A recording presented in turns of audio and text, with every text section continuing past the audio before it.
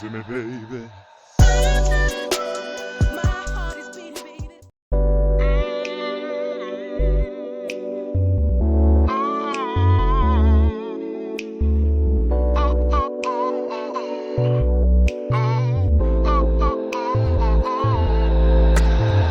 Give it to me, baby.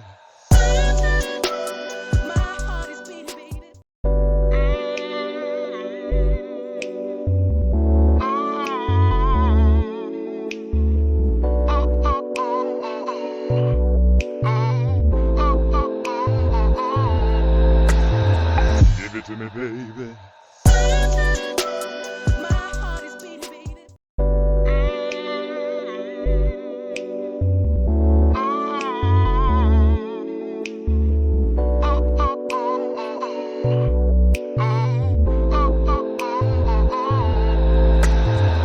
Give it to me, baby.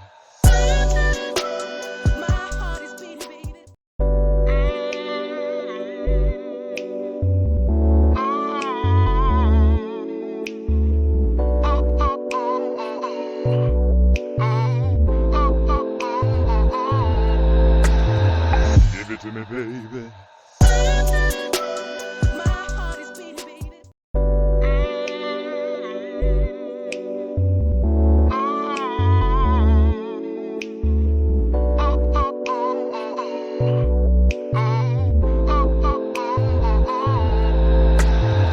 Give it to me, baby.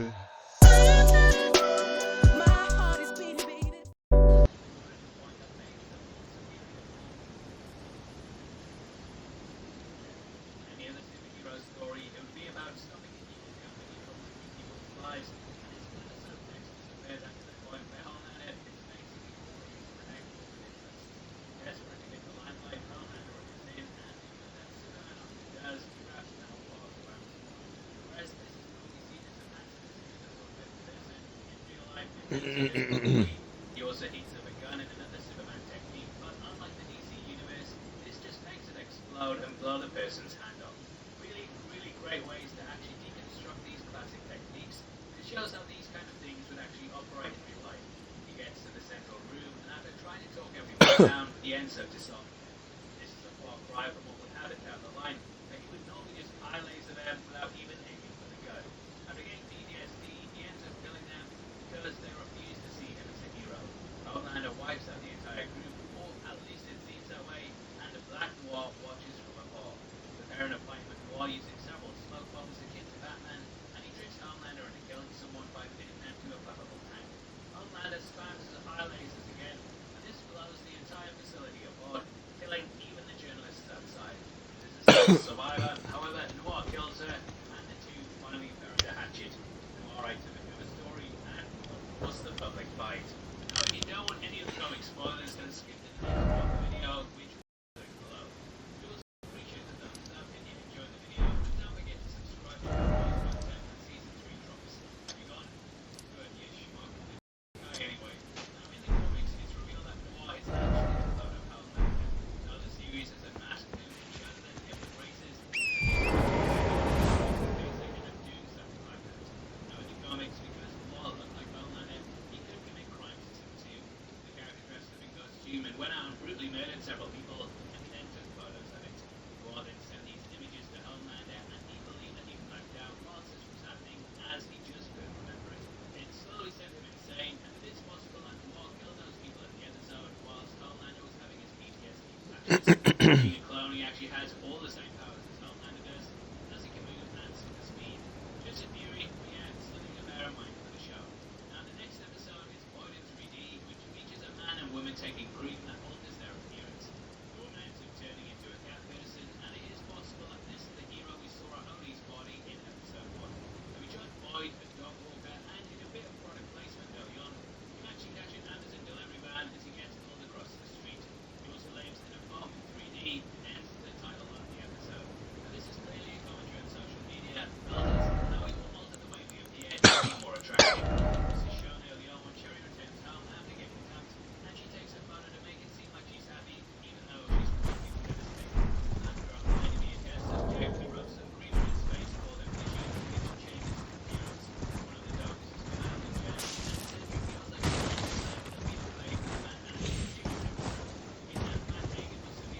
Yeah, I remember that. See, I said that the whole time I was watching it, like, bro, this sounds so But then familiar. he became hooked on it and eventually ended up transforming into Clayface.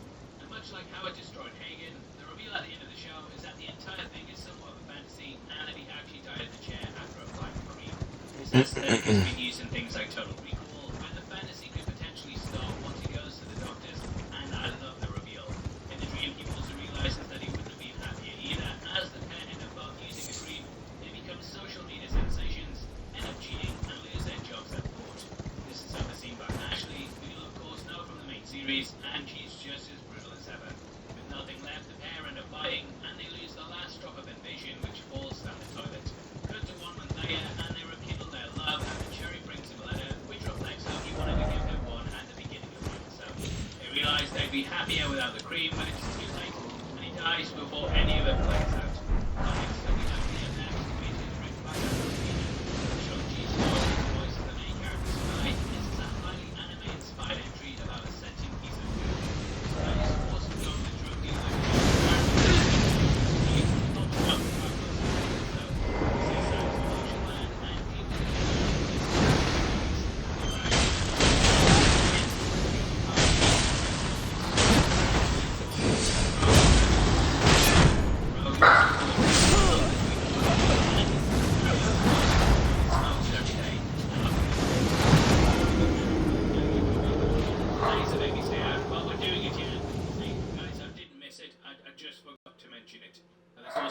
to the Kyle bite me. Sky then creates a sentient boo, and she forms a friendship with it, as it's basically an extension of her. She constantly does a count of 7, which is a reference to the 7, and even has some sweet corn in her cheeks, which lovely bit of attention to detail. And as always, it's elsewhere the deep wants to be, and see things that'll convince the 7 to let him back into the group. He gets a great fight to meet the dealer, and then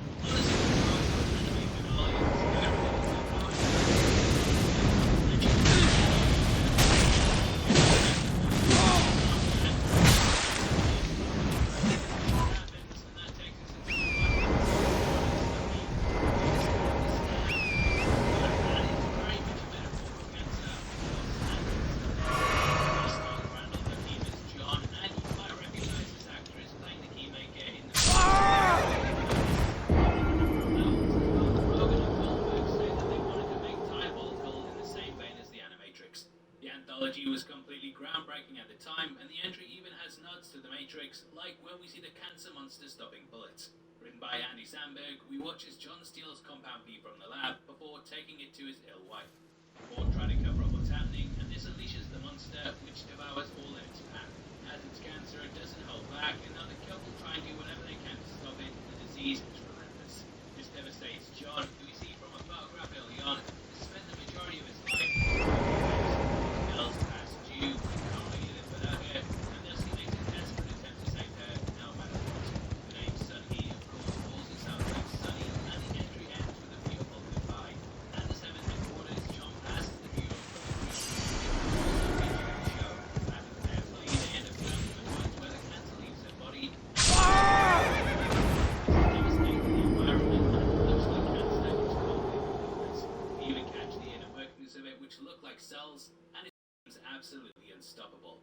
All close in and get wiped out, and though John and he could escape, she convinces him to stay behind, even though it means that she won't survive. She leaves him with some parting words that show how much she cared about him, and tackles the cancer head-on, which ends the episode. It's a brilliant entry, and like I said in my first video, I really love the series. And now I know the anthologies like this have been made in there, so some seasons are great, and I had a hell of a lot of fun with this. Absolutely love to hear yours. Comment below and let me know. On screen right now we have a link to our part 1 breakdown and some other stuff that we've covered in the week. Hoping to see you out there. If not, I hope you enjoy the rest of your day. You take care of yourself, and I'll see you in season 3. Yeah, I'm looking forward to it. Take care.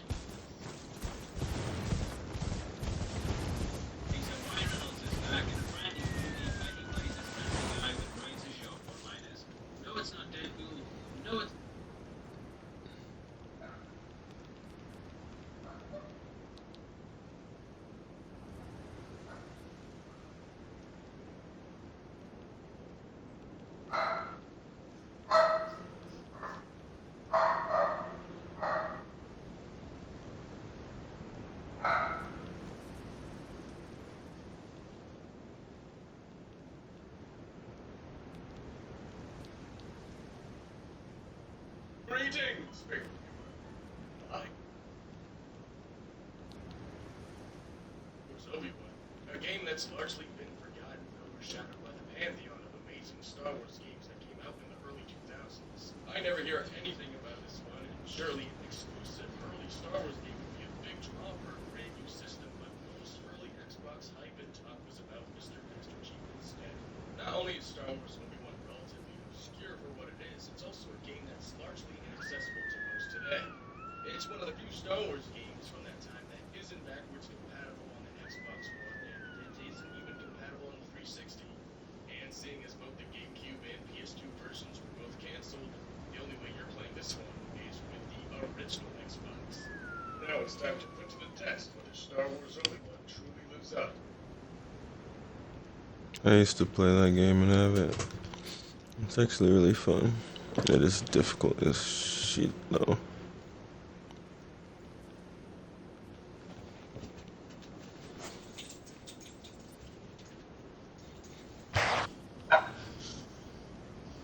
What else is that? What else?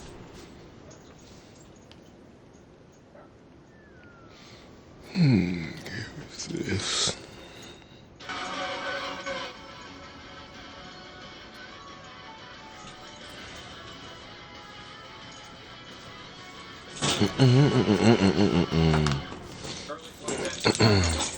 Did I even turn the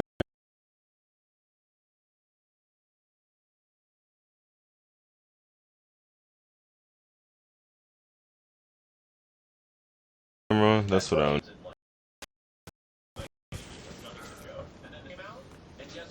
Check me out though, people. Tsubaki and Maka. Tsubaki and Maka. This was like a transition period, right? This was the transition because Inafune was their lead business guy. Right? What you know about that, man? Their main business guy. What you know about that, man? Shit went down with him, so What he you was gone. what you know about that, man? Period where they were trying to figure out how do we. So we don't have our lead Still. business guy. We have new business guys. Today we're just trying to build shit super hard. But yeah, Portal 3 had a lot of fighting games that fell prey to it because NBC 3, you wanted to upgrade to Ultimate Marvel 3, you couldn't. You had to go to the store and buy Maddie. Ultimate Marvel 3 for $40. Still upgrade pack. Move. People were pissed, man. Ultimate Marvel 3 is looked upon as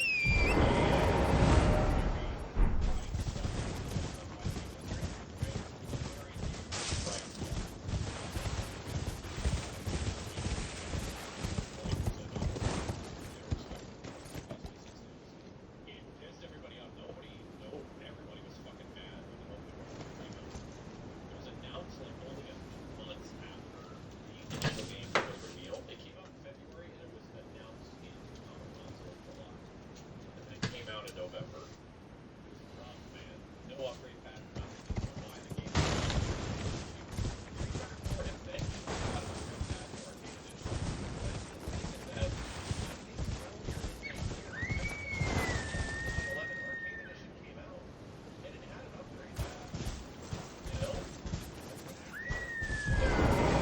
Welcome to the chat. Welcome to the stream. Hope you're having a good day today.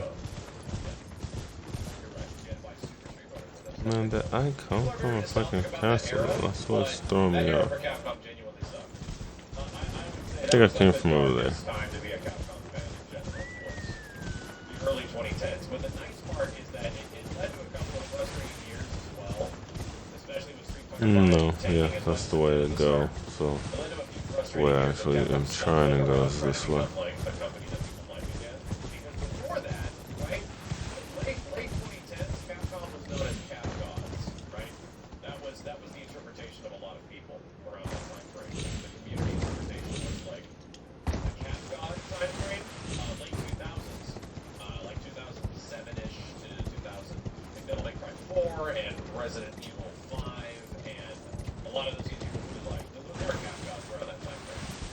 And then they turned into Crapcon through the Crapcon. mid to half of the 2010s, like 2010, 2015-ish.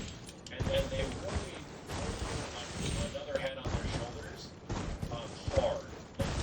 I can't turn the fuck around. 16, 2017. I promise you I'm trying. The return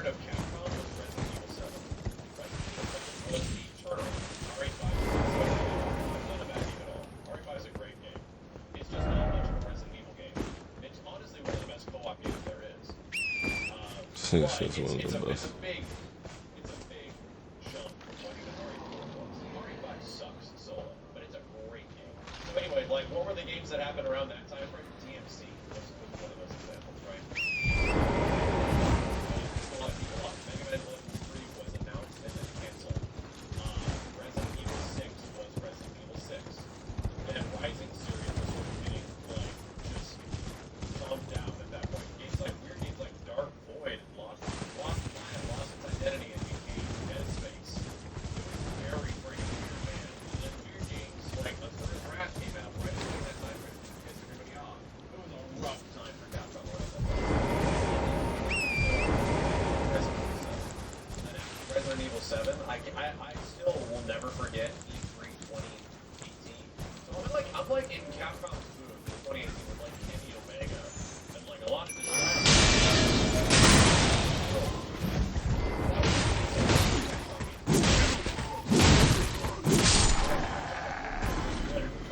and guess what? That was Monster Hunter World and World. That's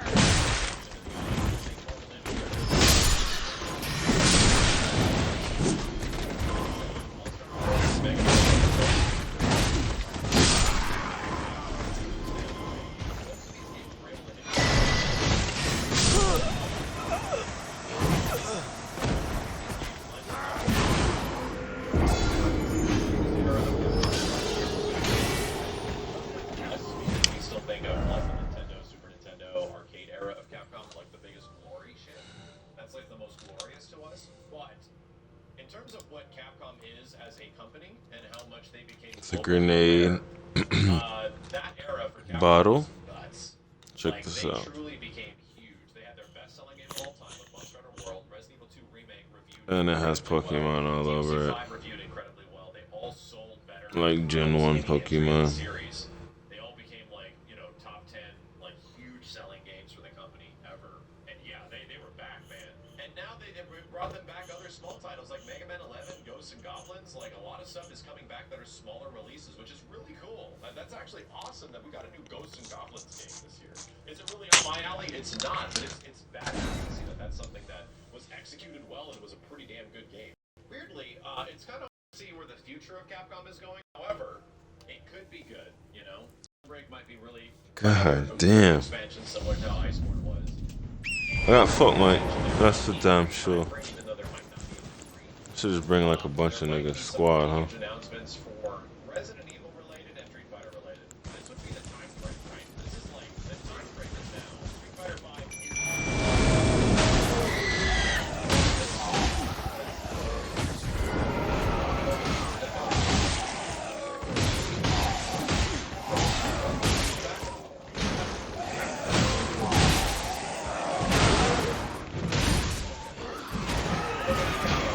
These dudes don't take hits very well.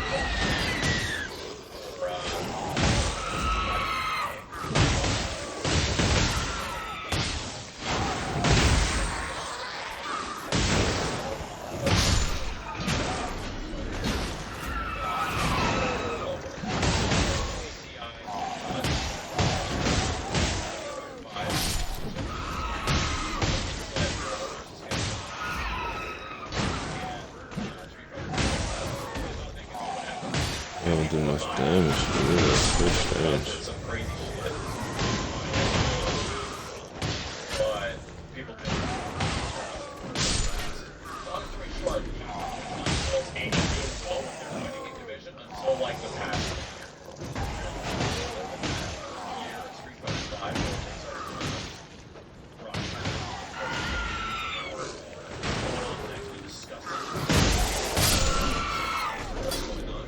I think that was like the first time in a long time there was a large amount of really good positivity about a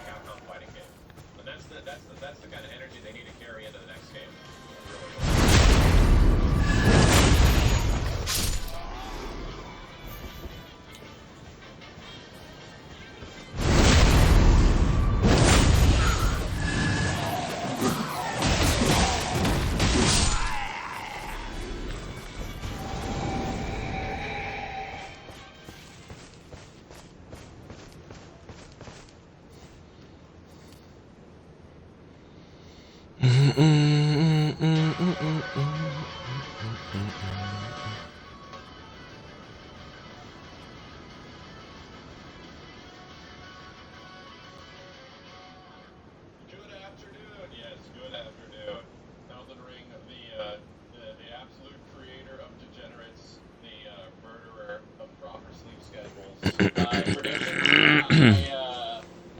Final Fantasy.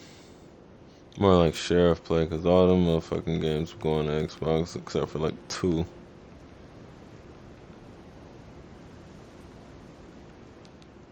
Let's check it out. My boy Avalanche Reviews. Good channel, good channel.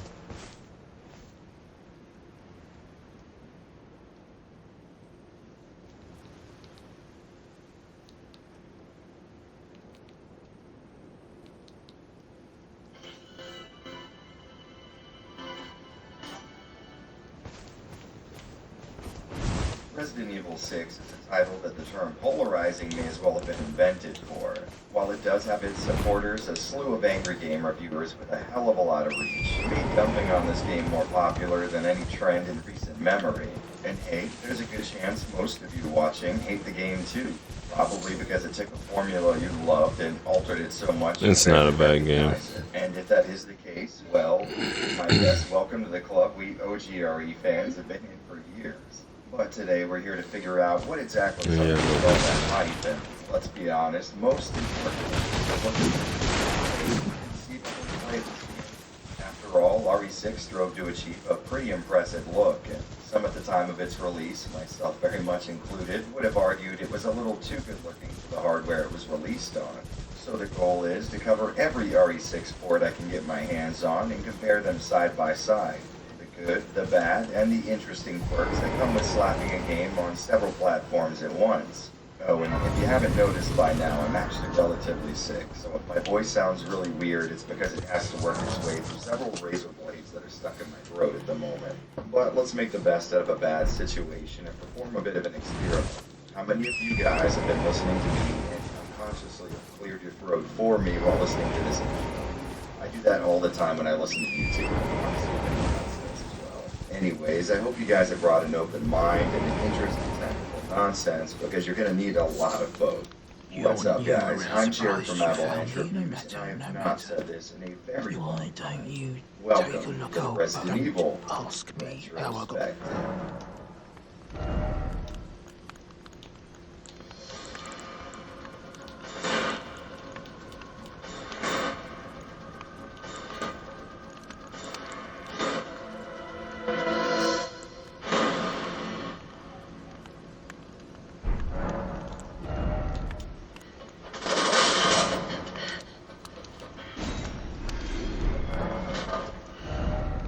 By this point, I hope I've made a bit of a name for myself, but if you're watching this right now with no context, let me lay a few things out.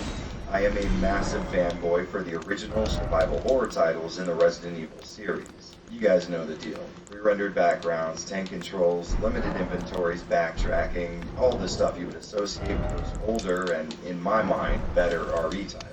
Which means a lot of the newer entries in the series, while being mostly competent, well-made video games I've had hours of fun with, are, in my opinion, a little undeserving of the words Resident Evil printed on their covers. Now, I am fully willing to admit this is a personal thing, and I'm not about to make an objective argument on the matter. Not in this video, anyways. However, the reason I'm starting with this little confession is because I sort of, kind of enjoy RE6. And there's probably a lot of reason for that. Above it having solid gameplay, in my opinion, I really bought into the whole RE6 as the worst game ever hype and didn't play it for the first time until a few years ago. So there's a good chance a lot of what I'm feeling here is just surprise the damn thing didn't exit my computer, gain sentience, and try to kill me. Because if we're going off of popular opinion at the time, that was a chance I was very much taking. Now, before you start setting your keyboard on fire with angry-ass comments, trust me, I am very familiar with this game's faults, and I can assure you they annoy me just as much as they do you. The only difference is I also think there's some fun to be found in the game. So I agree. about this? We'll quickly go over just what RE6 is and how it operates so that everyone's starting sure, on the it's same not level. like And then after every we try to other build a Resident case Evil, for it but being shit, pretty you don't need okay, to. we will burn it to the ground with criticism. And if you're here just to see the ports get compared and go ahead, go ahead. Get to the timestamp on screen, or use the chapters to get past the boring stuff. Alright, for everybody else, let's go ahead and jump in. What the hell? You want to tell me what the hell just happened? Resident Evil 6 is on one hand a continuation of RE4's drastic changes to the series formula, and on the other, about as far from them as humanly possible. Making a return, we've got the over-the-shoulder perspective, limited inventory, quick-time latent gameplay, and heavy action focus seen in both REs 4 and 5.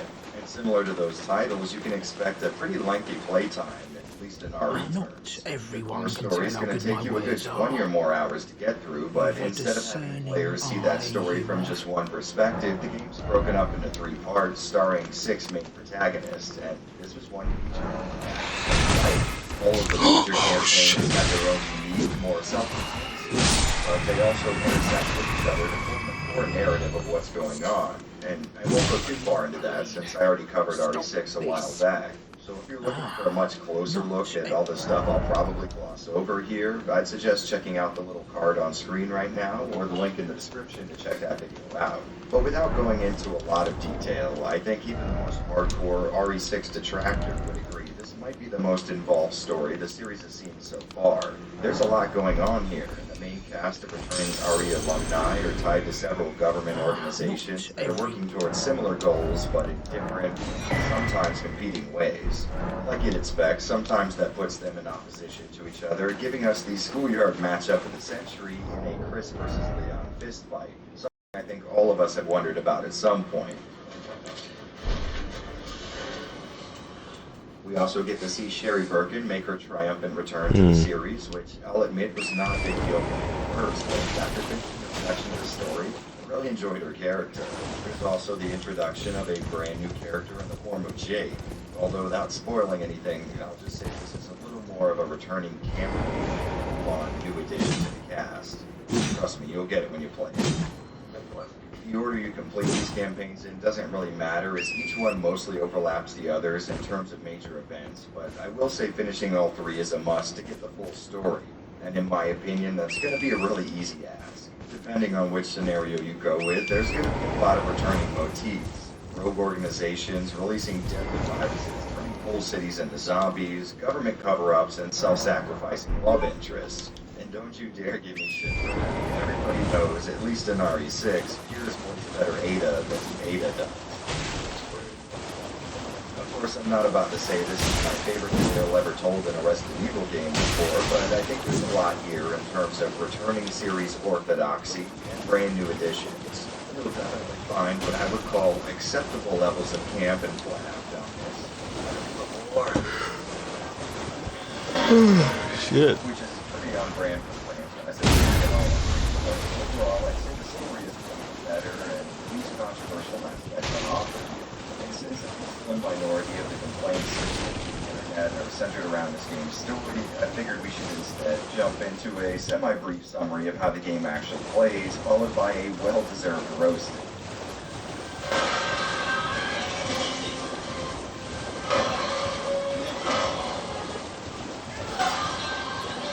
RE6 piggybacks off of the over-the-shoulder perspective and gameplay introduced in RE4 with a whole lot of tinkering going on under the hood. The first big change is the fact that, to my knowledge, this is the first numbered RE game that allows for simultaneous movement and shooting right out of the box, which expectedly feels really damn good. Of course, to make up for this newly acquired mobility, enemies now have the opportunity to get at 20 horizontal feet away, but overall I'd say combat is really natural here. So much so that games with this original iteration of combat, like REs 4 and 5, feel much more clunky and limiting than switching directly from 6, which is exactly what you'd expect from a sequel. That being said, unlike its over-the-shoulder forefathers, 6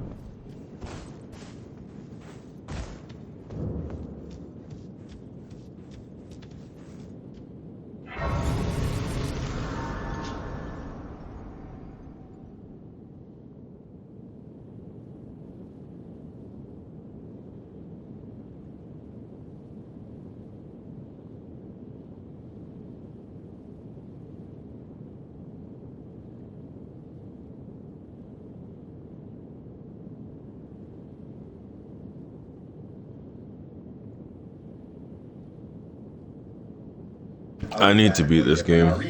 I like When RE6. I make statements like RE4 is That's an another awesome game that I fun get game, people to but play a with, but Resident you Evil know, title, you I just get never can inundated finish with it. comments about how dumb I am, and I've got to assume I think I remember there's at doing least a good amount of motorcycles. crossover between the people who enjoy RE4 and hate RE6. Honestly, the stuff they do in every RE never feels like anything to not RE at this point. One is the same reason you hate the other. Maybe that's a good sign that you're operating more on nostalgia than, let's say, rational thought. Now, to be totally fair, I am most certainly guilty of that as well, but I try to make it really clear when that's the driving factor in these videos, and in this one instance, I'm trying to be about as objective as a person can be when giving an opinion.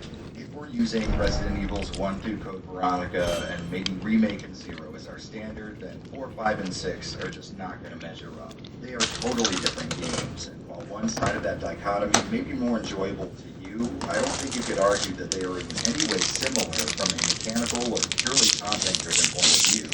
One half of that group is a slow-paced, exploration-driven subset of the adventure game genre, and the other is a fast-paced, third-person shooter with an emphasis on spectacle and set pieces. So no, RE6 is not a good Resident Evil game, and in that sense, we haven't really had one in a very long time. It is, however, a perfectly fun and, more importantly, functional game that offers what I would call a good value from a gameplay perspective. Let's try that again. My mistake. It is, however, a perfectly fun and, more importantly, functional game that offers what I would call a good value from a gameplay perspective. The heavy action focus may approach or even surpass a Fast and Furious movie in terms of sheer stupidity, but good stupid fun is not the worst thing to have bursting from every seam in your video game.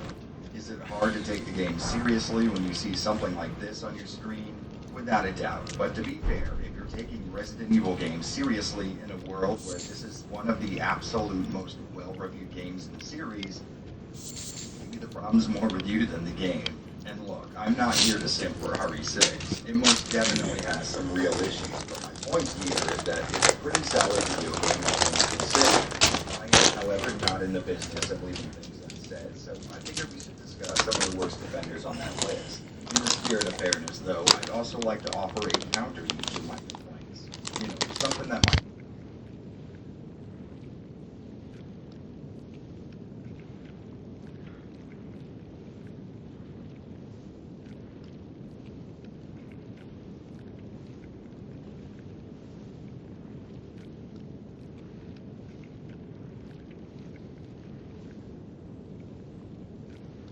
very well from far away, but when you get up close, about 20% of the textures you'll see in the environment will be noticeably lower res than everything around. Shout out to Avalanche Something that Reviews. Capcom can't blame on their engine. RE6 uses Empty Framework 2.0, which doesn't have any built-in limitations I'm aware of that would require some assets to be so small. So I can't really explain why they have such low-quality 2D textures, but on the plus side, the game makes heavy use of some very impressive-looking lighting. There's some real-time shadow casting light sources. I don't know if I mentioned this, but when I got that shit, I bought like 5 bags of the Slim Nim chips. Regardless of whether or not you can interact with those lights dynamically. Combine that awesome-looking lighting with the majority of the textures that are perfectly good-looking in higher resolutions, and you get a picture that can sometimes look maybe a little amateur, but almost always looks really impressive. Now, personally, I've always kind of preferred lighting to be the graphical trick you use to make your game look a little more realistic or interesting, maybe. So this might just be me, but I think this whole complaint is a wash when you combine it with all the good stuff surrounding it. Next up are the insufferably numerous QuickTime events. These things seem to be placed every other minute of both real-time gameplay and cutscenes, and at no point do they stop getting on my nerves. This issue was one of the larger pieces of criticism hurled at Capcom when the game first What the dropped, fuck? and it's one that I think is fair and unfair at the same time. Because on one end, obviously they overdid it. I mean, that just flat out can't be argued, but on the other, we sort of asked for this. I mean, really, when RE4 first released, the QTEs were the talk of the town, and nearly 1 million pretentious journalism features and think pieces on how they were the next phase of video game interactivity. Hell, you guys watching, just do a bit of soul searching. Did you ever vocally profess your love for them after before? I'd be willing to bet that if we're being honest, a good percentage of for correctly interpreting the mark. Yes, they definitely botched the execution, but without a doubt, we are the root cause for their inclusion in the first place. And by the way, let it not be said I'm just a fanboy for Capcom. Trust me, a good 20% of my day and 85% of my streams are dedicated to talking shit about new business and marketing decisions they've ever made. Really and truly, despite the fact that they did some incredible things in the 80s and 90s, I kind of think Capcom sucks. But maybe in this one instance, they were just tripping over themselves to mechanics that in the past got them tons of fan praise. So to sum this whole thing up, yes, the amount of QTEs in this game is way out of control, and maybe we deserve at least a bit of the blame for that. So how could we possibly turn this into a positive? Well, eventually RE6 would get an update that did a lot of stuff, making Ada's campaign locked by default. But along with it came an option that was sort of there the whole time, but locked behind the easiest difficulty. The auto action button setting in the options menu allows you to not have to input anything during cutscene QTEs that would normally result in a game over if failed. The prompt still shows up, and your instincts may have you fumbling to grab your controller when you see it, but even with no input at all, these things will still count as completed, allowing you to actually enjoy the cutscenes and all of their ridiculous lore. The QTEs that take place during actual gameplay still require you to pass them and are still very annoying, but you really can't look a gift horse in the mouth on this one. And you just know Capcom really got this message loud and clear because this option is enabled by default now. Of course, it would have been nice to not have to Google that since there's no real indicator that tells you you don't have to perform the QuickTime events anymore, but I guess beggars can't be choosers, right?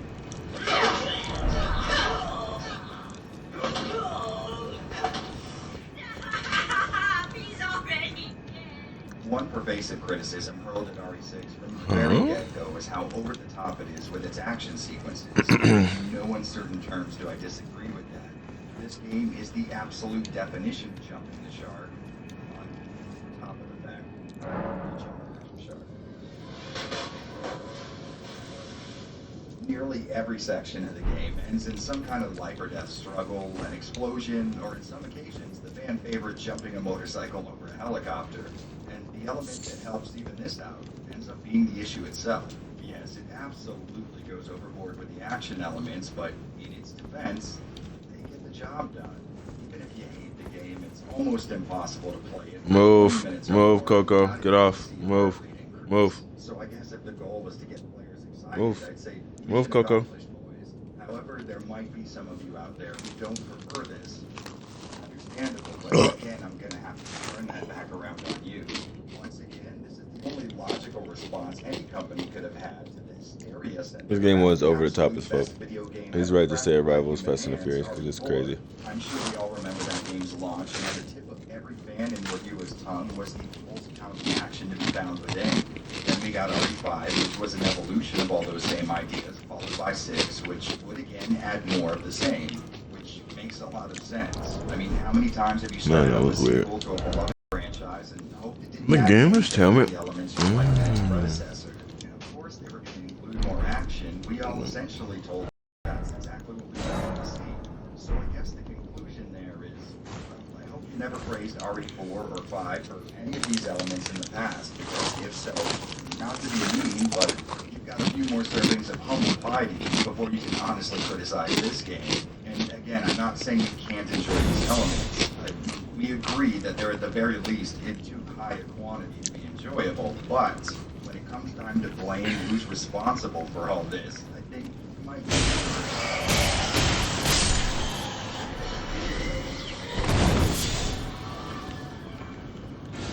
I'm done vilifying you now, so lastly, we have one of my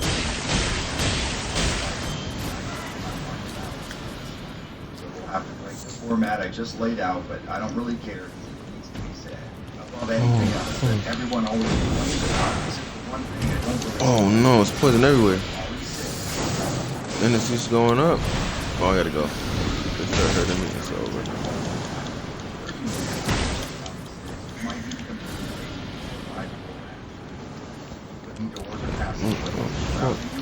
How are they? Using an item, attacking an enemy, and lastly, there's any other kind of interaction you might need to do with the environment, like climbing a ladder or jumping up on a problem being, you're going to have to press different buttons to perform those actions depending on the context those actions are taking place in. For example, if I need to open a door, I have to use the interact button, right? But some doors require a partner to be present, so I'm going to have to use the partner button there. And listen, I get this has to do with how the game loads resources in and out of memory. You're going to have your partner with you if they're going to purge the previous area from cache. But it's not like I have any other options at these doors. Why not just make the normal interact button usable here instead of a totally different one? And the same thing goes for items. Up and down on the D-pad will switch between healing items that I can see on screen and use, but I need to go into a totally different menu and hit a different button to combine herbs and then turn them into these weird health pill things. Now, setting aside how dumb it is that I have to do this anyway, why not just make the green herb mixable with I like that menu. or at the very least, why not make I like it that usable menu. from that menu without having But what I don't like I feel like that's pretty insane to ask of me. I mean, the menu is exactly what he's talking about. as far as design goes, and it's all in real time, so I can't exactly pause the action to mix herb stuff on the fly. So Making a little pill so they can shake it up, and yeah, that's goofy. 15 minutes of this video talking about that one issue. But anyways, there's a similar problem with picking up items. A totally separate button from the interact key has to be used to pick up things off the ground. And if you haven't noticed the theme here yet, it's that all of these functions have multiple buttons that can execute them at different times depending on the context, which is very frustrating. I think the intro section with Leon probably does the best job of making my point for me. Right here, I have to grab a green herb and give it to my partner. So I press one button to break the glass. I press that button again to open the door, a separate button to grab the herb. Then a totally separate button to open my menu and mix the herb, and then a fourth separate button to use that herb on my partner. The worst part being, none of this is even remotely necessary. I mean, if I need to pick up an item, I don't need to use the interact button for anything else. So why not have it pick up items when I'm on top of an item and climb a ladder when I'm in front of a ladder? And the same exact thing goes for doors. If I'm unable to do anything at a partner door other than open that door, why make a totally different button necessary? It's not like I can interact with the door in any other way. I feel like this is some game design 101 type of shit. I tell you what, let's do this. Let's take a game that we all agree is pretty damn good, like Resident Evil 4. In that game, you can open doors, climb ledges, melee attack enemies, and pick up items with the same exact button. Now, did any of you find that to be frustrating or hard in any way, shape, or form? Did anyone have problems doing any of those actions at any time? Given the amount of fan love for that game, I'm going to have to assume the answer is a hard no. Interestingly, out of everything RE6 gets wrong, which is a lot, this is by far the worst defender, and for some reason I see almost no one talking about it. Instead, I see constant complaints about So, I want to agree with him there. But, at the time of Resident Evil's release, it was basically innovating with everything it was introducing and how it was doing it.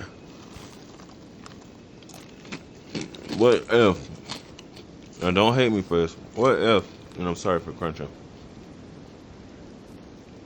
what if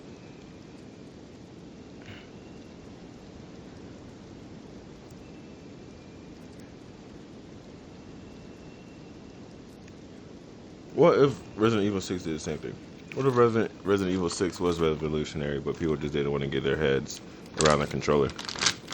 And at the point of that, everybody from both generations were all getting it.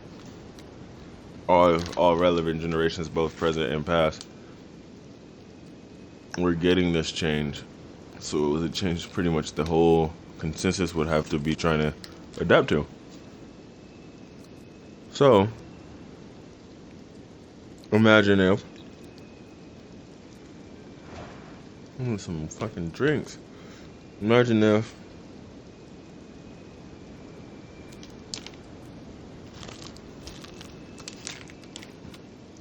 Resident Evil 6 just had that type of innovation and people just didn't want to adapt to the controls. That's what I think, man. I think a lot of times it's like that. Perfect time for both generations to be perplexed. So technically bad timing. Both sides confused. Nobody willing to adapt. President old. like they did to the previous change, as now everyone's experiencing change and can agree upon this change, and the hate sounds louder. But in reality, same level of hate, there's more people who can piggyback and feel comfort in their story.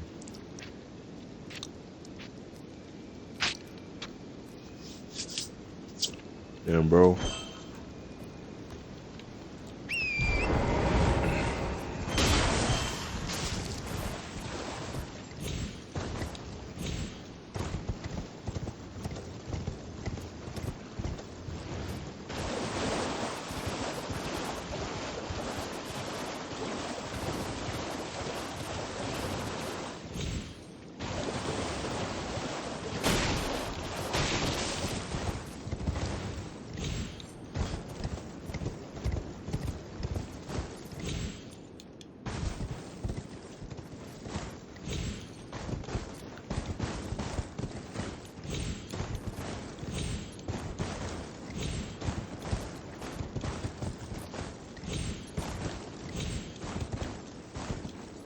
Huh.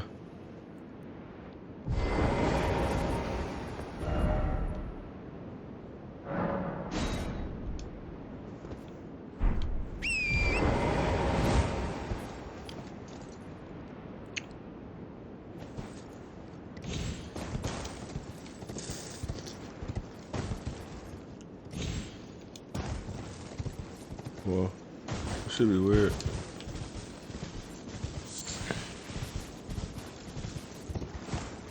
Not too far too though.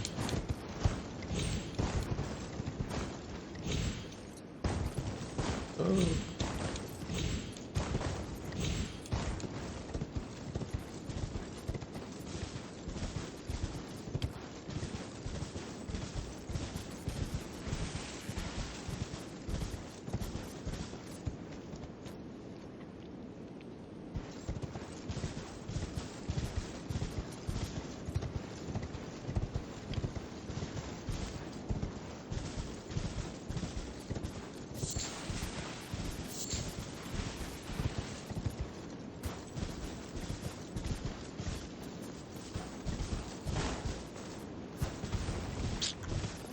I don't know. I'm going over there. Whatever the fuck that is, I want it.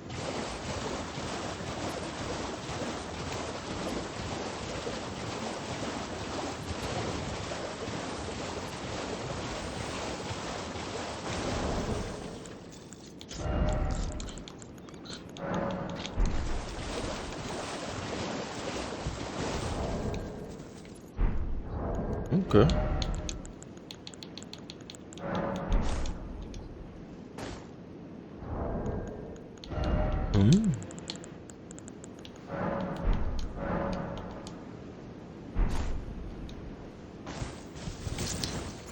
What? I guess it's glitch, guys. Don't know why.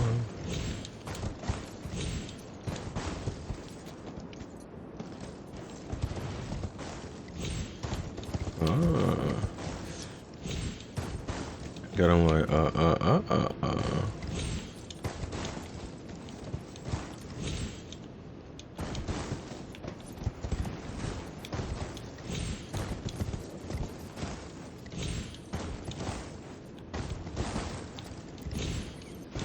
Fuck, I said read message, man.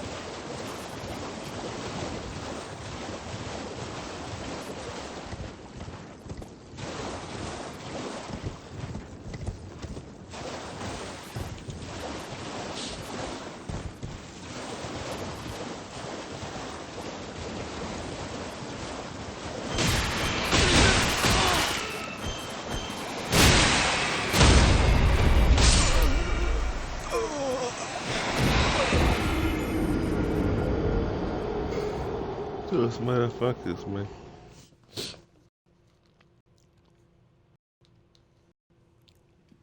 Being too easy to run out of ammo. Something I've literally never done in this game before. Like, literally.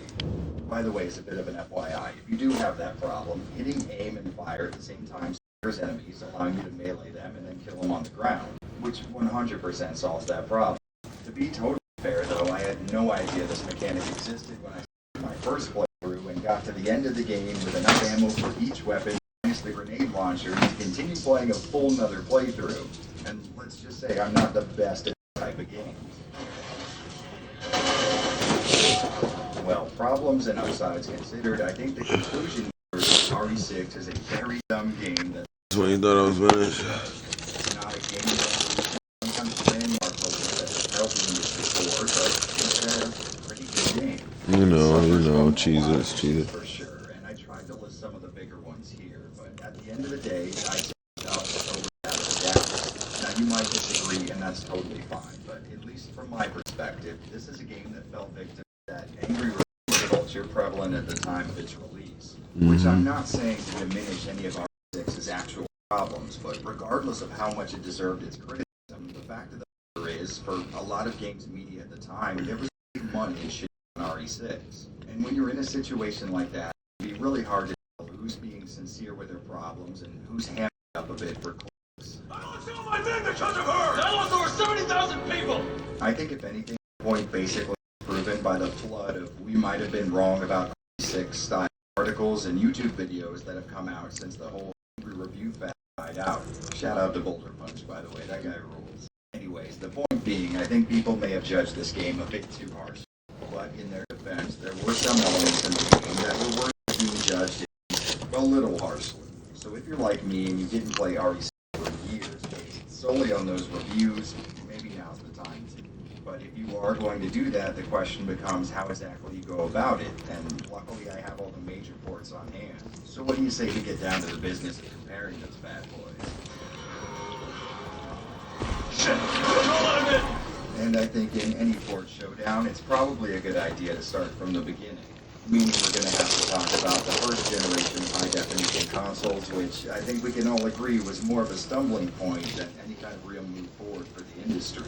You had to worry about hardware failures no matter which console you bought. Performance was always garbage, and it seemed like the tech used to make video games at the time matured much faster than the consoles made to play them, leading to a lot of resource and video output enough to call into question the whole HD thrown around. So it stands to reason RE6 is not going to run very well on these guys, but I think it's still worth checking out both the Xbox 360 and PS3 versions, if anything, just for the sheer curiosity of it. But also because it's important to see where you came from so you can really appreciate where you are. And in that spirit, I say we start with the PS3 version of RE6, a fairly standard release for the time and the platform.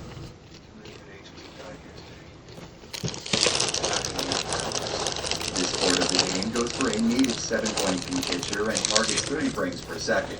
And if you've seen my last few videos, it's not going to surprise you that the PS3 does not do a great job at maintaining that 30 FPS ceiling. The 720p output, however, is actually great looking in a very specific scenario. If you watch my video covering Fear and its ports, you'll know I sort of have a thing for seeing 720p displayed in its native form, meaning your display won't be scaling the image to fit a larger resolution. I use a 1440p monitor, which gives a nice 2 times integer scale of 720p.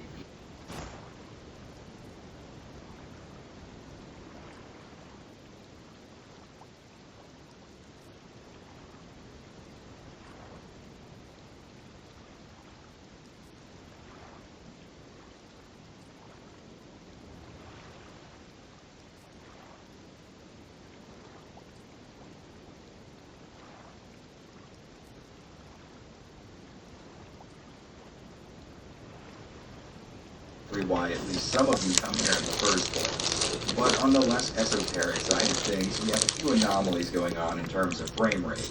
Overall, the PS3 version drops frames all over the place, which is to be expected. Trust me, this is nothing compared to the demo that was released before launch, but other than that, I noticed the PS3 and 360 versions would often trade places in terms of which one performed better. In some scenarios, you'll see the 360 take the lead in average frame rate, and in others, the PS3 edges a victory out.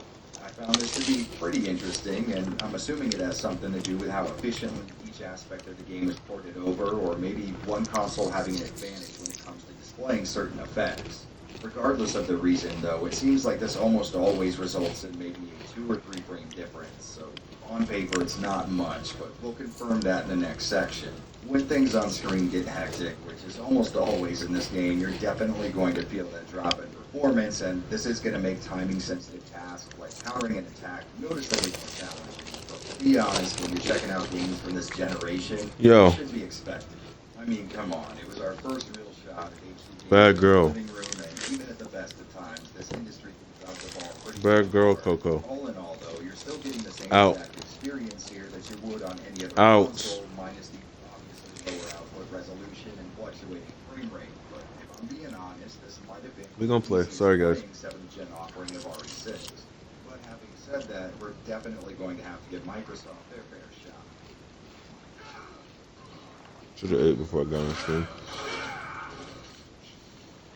The Xbox 360 release of Resident Evil 6 uses internal upscaling, so while you may have 1080p output, it seems derived from a native 720p image, but honestly it works really well.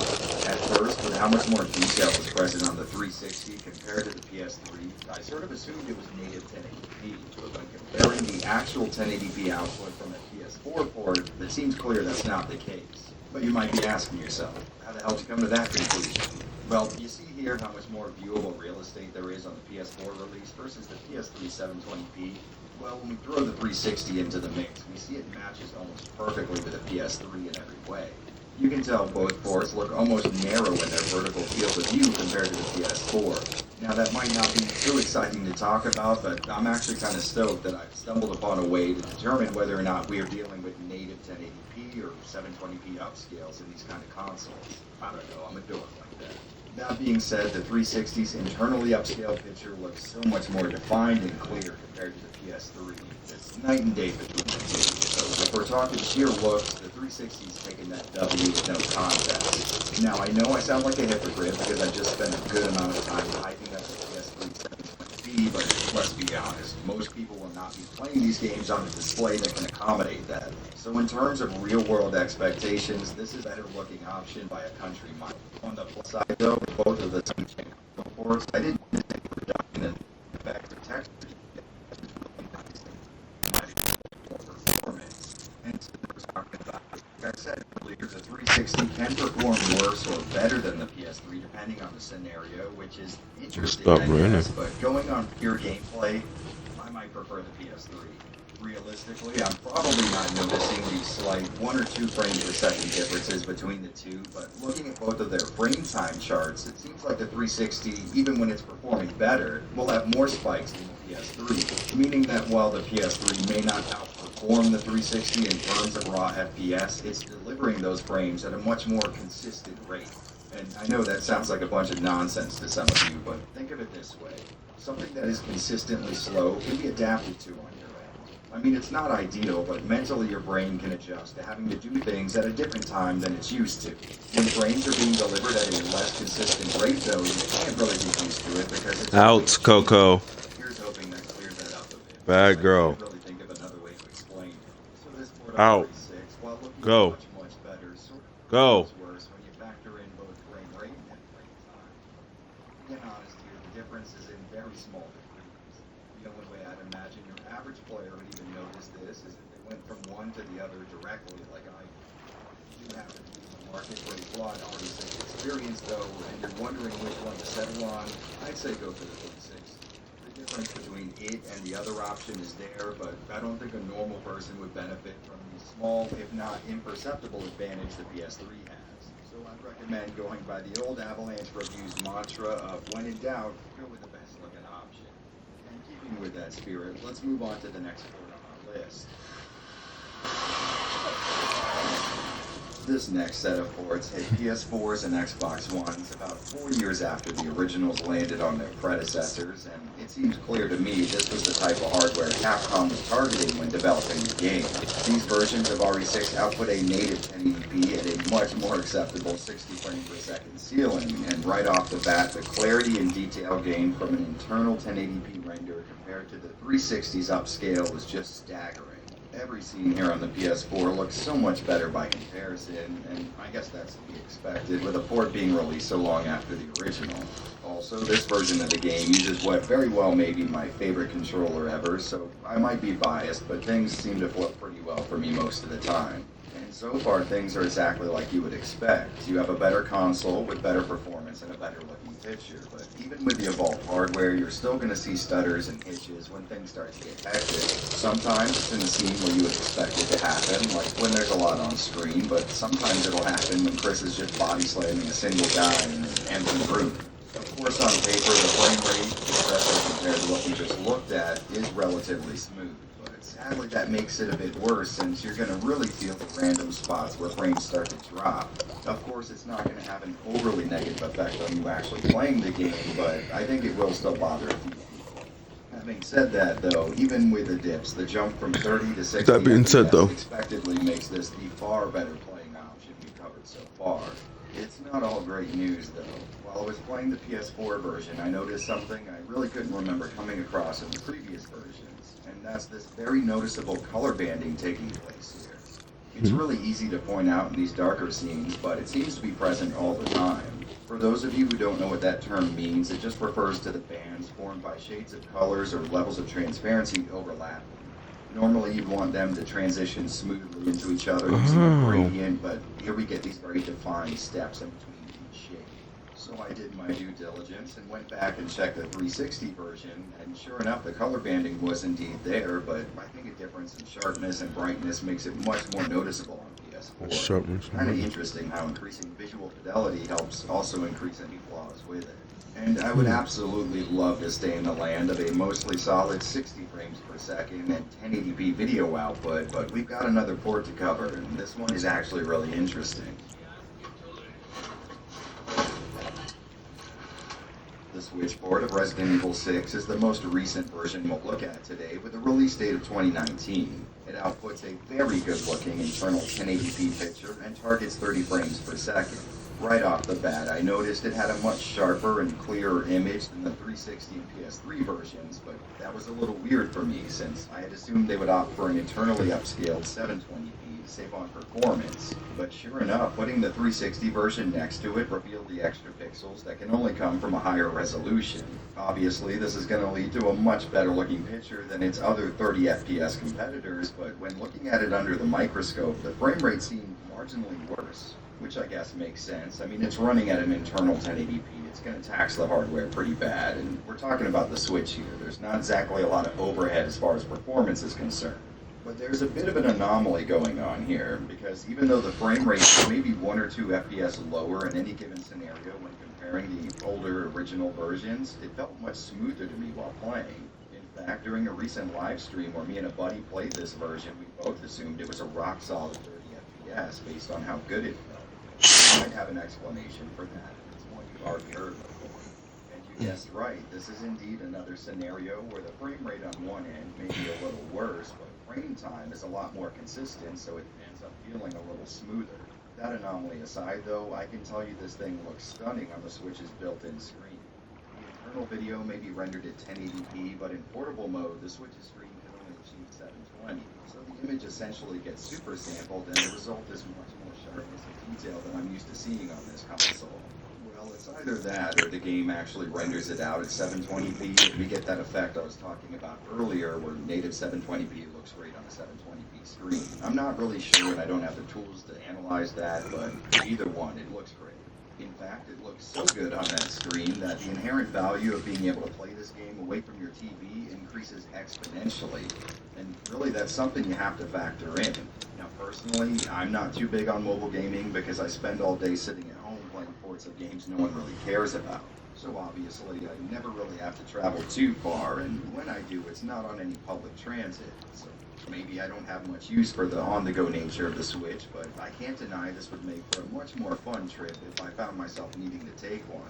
Altogether, I would say this version might be the most impressive so far, but that mostly comes from how little needed to be sacrificed to get it running smoothly on Nintendo's purposely underpowered hardware. If you're looking into playing RE6 away from home, this will be your only portable option, so it'll be a pretty easy choice to make. But if you do go with this port, you aren't missing out on much of anything, at least where the 30 FPS releases are concerned.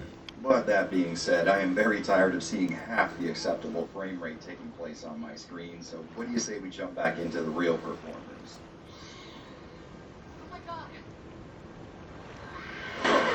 Moving on to the real current generation of RE6 offerings, we have a console that gives the Zebo a run for its money in the stupid name category, the Xbox Series X. Sadly, RE6 is not on Microsoft's list of backwards compatible 360 games, but there is a good reason for that.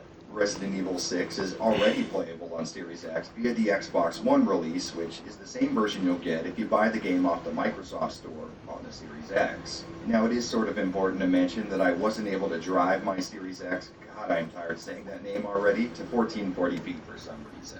When I try anything over 1080p 60, I get this fun screen, and I think it might have to do with a really shitty long run of HDMI between the consoles and my cap. If you're looking into playing RE6 away from home, this will be your only portable option, so it'll be a pretty easy choice to make. But if you do go with this port, you aren't missing out on much of anything, at least where the 30 FPS releases are concerned. But that being said, I am very tired of seeing half the acceptable frame rate taking place on my screen, so what do you say we jump back into the real performers? Oh my god! Moving on to the real current generation of RE6 offerings, we have a console that gives the Zebo a run for its money in the stupid name category, the Xbox Series X. Sadly, RE6 is not on Microsoft's list of backwards compatible 360 games, but there is a good reason for that. Resident Evil 6 is already playable on Series X via the Xbox One release, which is the same version you'll get if you buy the game off the Microsoft Store on the Series X. Now, it is sort of important to mention that I wasn't able to drive my Series X, God, I'm tired saying that name already, to 1440p for some reason. When I try anything over 1080p 60, I get this fun screen, and I think it might have to do with a really shitty long run of HDMI between the consoles and my capture solution. So as much as it pains me to say this, it's going to have to be just 1080p 60 frames per second for us until I do some serious setup renovations. And having said that, this port of the game is actually not too impressive. I mean, it basically has the same sharp, detailed picture you'll find on the PS5 or PS4 versions. But despite this console dwarfing what would be necessary for a smooth frame rate in such an old game, we still see dips all over the place. But that's not even the start of the strange stuff. See, I got a little curious and put the PS5, PS4, and Series X ports up against each other to see if the same slowdown could be pinpointed at the same scene. At least that way we could confirm whether or not this was an Xbox problem or a Capcom problem. And I was rather blown away to see that there was slowdown across all models, but in different parts of the same scene. So while the PS5 would struggle on the section of a cutscene, the Series X would skate by the lock 60, only to drop frames on a portion the PS5 handled without an issue. I really can't say for sure what's going on here, but since some of the parts the Series X struggles at takes place just before some new assets are drawn on screen, I'm thinking this isn't so much a performance thing and maybe more of a read-write bottleneck and RAM kind of thing. I definitely could be wrong, but look here. See, just as the car is about to appear on screen, the Series X really starts struggling when even the PS4 holds a lock to speed. And then after the car shows up, we see the frame rate start to climb back up on the Series X. Not even the explosion on screen causes it to dip again. I think a stutter like that isn't happening because the GPU can't keep up with a 10-year-old game, but maybe the assets in this specific port weren't arranged in a Microsoft-friendly way, causing an inefficient resource drain. I don't know. As you can see, I'm grasping at straws here, so if you know what might be going on, feel free to enlighten me in the comment section because I would genuinely love to know. That aside though, this port runs exactly like you would expect. I know I've been going on and on about frame rate dips and all that, but these are very, very small scenarios that take place maybe 0.1% of the time. Really, the only reason I mention this stuff is because I find it so interesting. These definitely are not downsides. For 99.9% of the time, it's going to be the same great RE6 gameplay you're used to. There's no added benefits, or at least none I can take advantage of, so until I can test higher resolutions and how they perform, I'll have to end it here. I guess the best thing I can say about this port, or at least my ability to play it right now, is it basically just exists and does the job you think it would.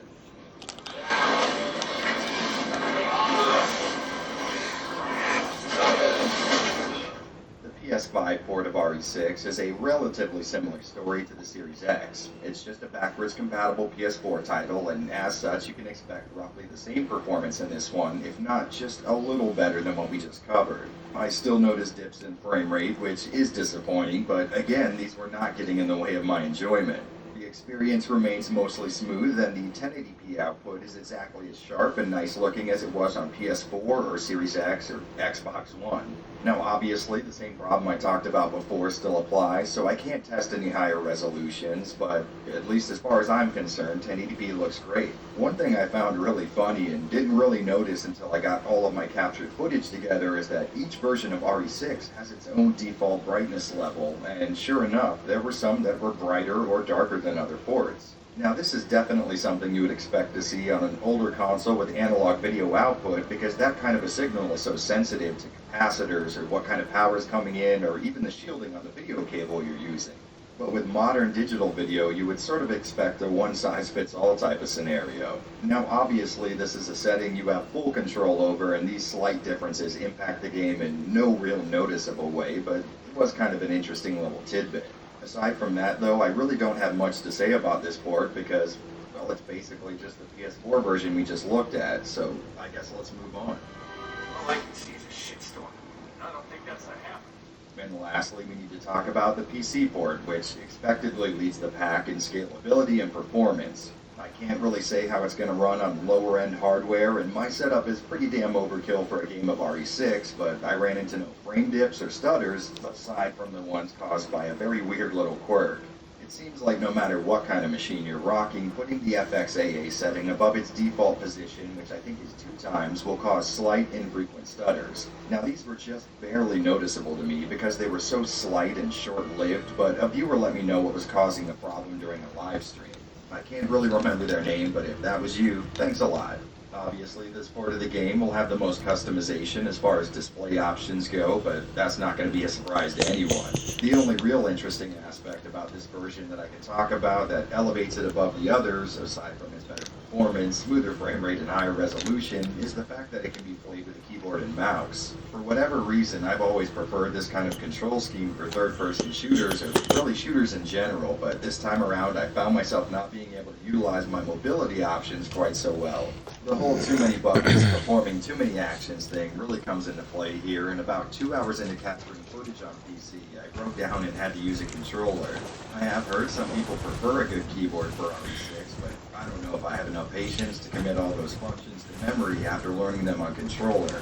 But hey, it's an option, and even though the keyboard didn't do it for me, aiming with a mouse is expectedly much easier and more precise. What would be really cool is if I could approach this with a sort of hybrid type of deal. Use a controller to move around and maybe a mouse to look and shoot, but this is one of those PC ports that feels the need to announce every time the input method changes. When this prompt is on screen, there's a second or two where you can't really do anything, so that basically makes that idea impossible, but having to use a controller is far from the worst deal in the universe, especially when you consider the fact that this version has the potential to look better and run better than anything else on the list, given you have the hardware to pull that off. And this being a 10-year-old game, let's be honest, most of you probably do. Well, we are officially done, and wow, that was a lot of ports. I know the PS5 and Series X version probably could have been left out, but you know I'm not about to miss out on the chance to test a concept like backwards compatibility. If I had to classify each release, but let's face it, I kind of do, I'd lump all of the 30 FPS releases together, and the same goes for the 16 output. That being the case, I would say the PS3 is probably the worst performer out of its group, even though it's only slightly. In the looks department, it definitely comes up last with its 1020 output, but I will still say it can look good. Between the two remaining options, the Switch maintains a much smoother feeling frame rate, with better and more consistently delivered frame times, and it really is hard to discount seeing the full internal 1080p here. Plus, there's the obvious benefits of being able to take your Switch on the go. All of that considered, out of these lower-end options, I'd say the Switch is without a doubt the best move, and yeah, maybe that hurts a little to say, but sometimes that's how it goes. Moving on to the more big booty ports, the PC version takes the best looking position with ease. I'm running my copy of RE6 at 1440p and 100 frames per second, and that's obviously going to trample what's on offer in the consoles, but even at its higher resolution, you're gonna have to squint to really tell one from the other, in my opinion. I think while RE6 is a great looking game, there might be a sort of ceiling down to the look, and maybe we've reached it. Even a guy like me who's absolutely obsessed with this stuff might have issues telling which version is which, sat me down in front of some unlabeled footage, leading me to make a very weird designation here. I don't think there's any one modern console release of RE6 that'll give you a noticeably worse or better experience as far as visuals and performance goes.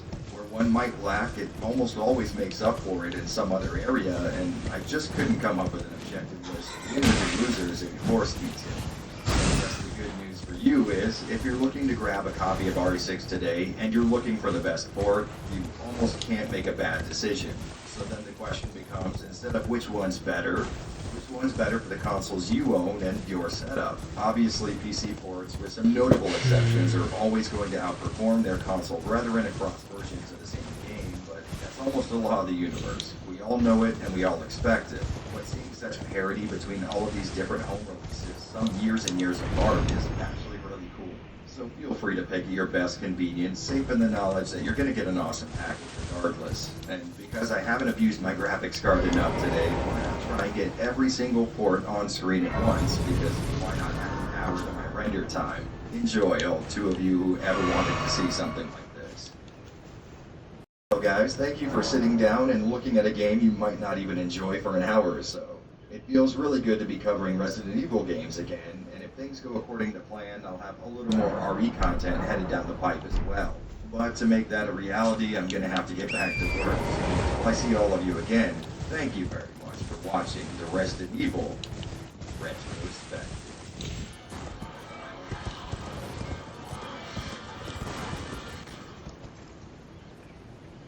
Well, welcome to the end of this long-ass endeavor. I appreciate you guys taking time out of your day to check in on an old man and his video game collection. If you like what you saw here, I'll link some other port analysis videos I've made, and if you find yourself growing more and more in love with me, a quick look at my Patreon linked here on screen would be much appreciated. Of course, you can always show some support by becoming a channel member, liking the video, commenting, or simply sharing it around with some of your friends. And speaking of friends, I think it might be time for me to get my weekly 10 minutes of actual sunshine, and then it's back to work. So I guess I'll talk to all of you guys later. Have a good one, and maybe give RE6 a chance. If you want. No, peace out, nerds.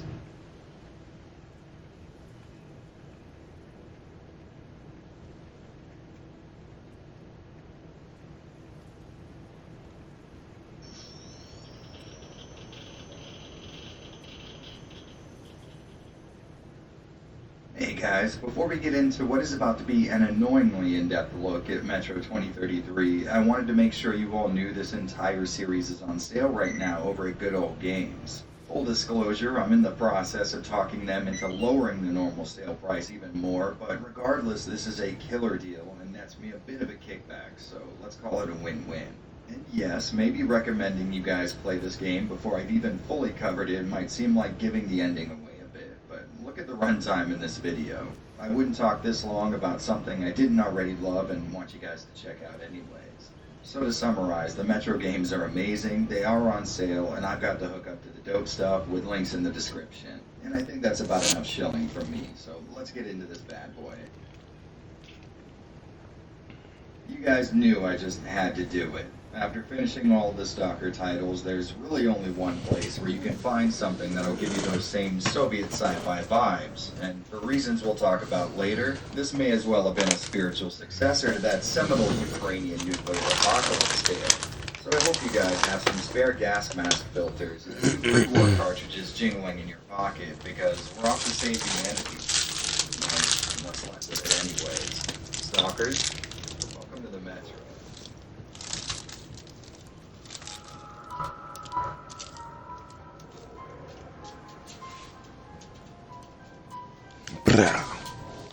Alright, let's see what's next to watch. My neck is killing me.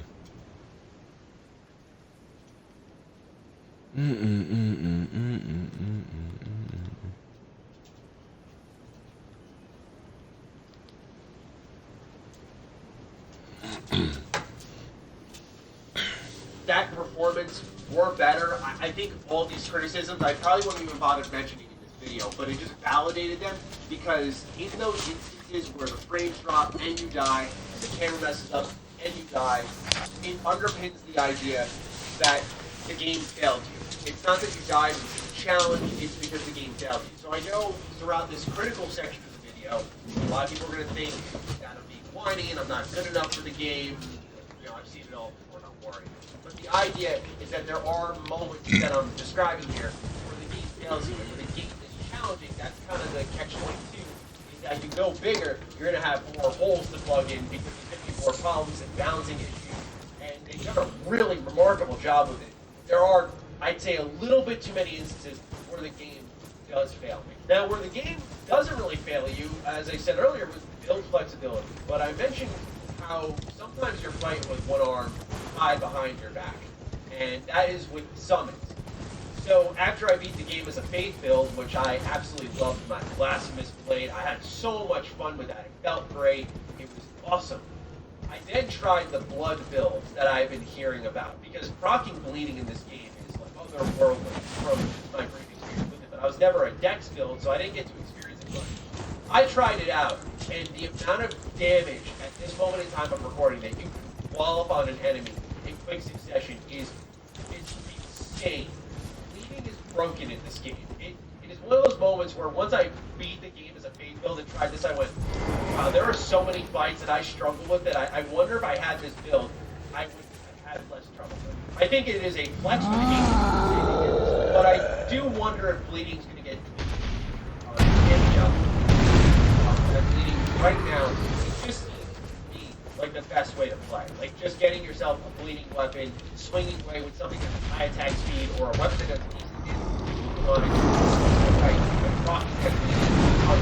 don't get me wrong, there are other ways to go about it. There are knockdowns that you can do that completely eviscerate bosses. That's how I actually took on the enemy, and it kept knocking her down over and over and over and over, and then that feels good. You know it if you know it. That felt amazing. So there are ways you can play that don't necessarily go into that style, but I just feel like this is most beginner friendly. This is probably the best way to play the game. What I've always liked about these previous games, I never thought there was a best way to play. Of course, there's like each one where they like magic, and I feel like this game has a bit of, at times, intelligence favoring, like the way they dole out spells. But in the late game, the incantations balanced out. So I was like, maybe I'm wrong about that. But then you see bleeding, you're like, never mind. I take it all back. There is a favor here. Last bit of criticism I really got from this game is I feel like they should have put some type of journal just to track your journey in this game. Way that was your character speaking for themselves. Not a quest log, not waypoints, none of that. I feel like the game being free of that really reinvents overworld design. It's such a much appreciated strength. I even look at like Horizon Forbidden West, which looks phenomenal, and I'm kind of looking at it from the outside, ready to walk in thinking, oh man, I don't like how much HUD and updates I'm getting on the screen. Like, am I already tainted by Elden Ring? Oh boy. But I do think this game could have benefited from just a journal or a log telling you, hey, this person is in waiting for me there. You know, if it's not completing that quest in time, it tells you that quest has failed or it's over or they're not there anymore. So you don't go wandering saying, where are they? Oh, I didn't beat this. And so this particular boss point is just too vague. Strength that a lot of discovery in this game is online. That is my criticism isn't something I'm in favor of. So overall, those are just my list of things that I would critique about Elden Ring after 100 hours. Is it enough to override all the good it does as a video game? Absolutely not. I mean, this game is still absurdly incredible. I can't believe it's real. It's still a game that I'm coming back to well after 100 hours, well after beating it, well after the review cycle. All those are complete anomalies. Most video game coverage. It's like you beat it, you love it, you hate it, you move on. You might come back a time or two, but the amount of times I've come back, the amount of enjoyment I've found in this game, the amount of replayability in this game is incredible. Because I haven't even talked about that. New Game Plus in this game is ass. It is awesome. Everything carries over, everything's a little bit stronger, but you really feel the power curve now. Your build is good to go. It is an awesome feeling. Last time I did this was Bloodborne, where I went through the game 3 times. 3 times. Awesome feeling. Awesome. So, I absolutely still adore Elden Ring. It still, to me, if you haven't decided yet, is a complete buy. I know a lot of you have already made up your mind. It's more so a piece for me to get my thoughts out entirely on Elden Ring. But I did walk away after 100 hours with a little bit more complaints than I had kind of expected going in there. So I'm sure a lot of people will have some issues with that, but I still love the game. So that's easily a front runner for Game of the Year. It's going to be tough to knock it off. So time will tell. Ladies and gentlemen, let me know what you're thinking about Elden Ring in the comments down below. Other than that, follow me on Twitter, follow me on Instagram. Those links are in the description down below. And make sure you all the patrons, all the members, and see what's going to hell.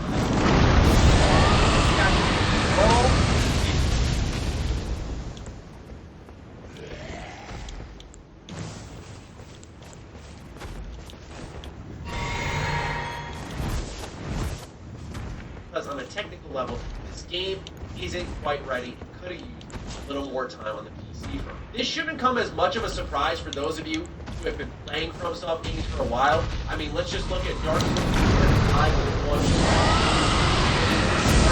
3 server hacks that just occurred that taken over.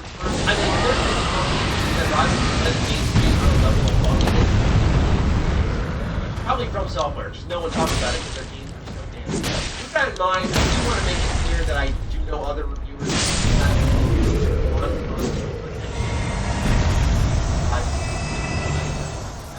where the game does not run this bad, does not have these types of dips.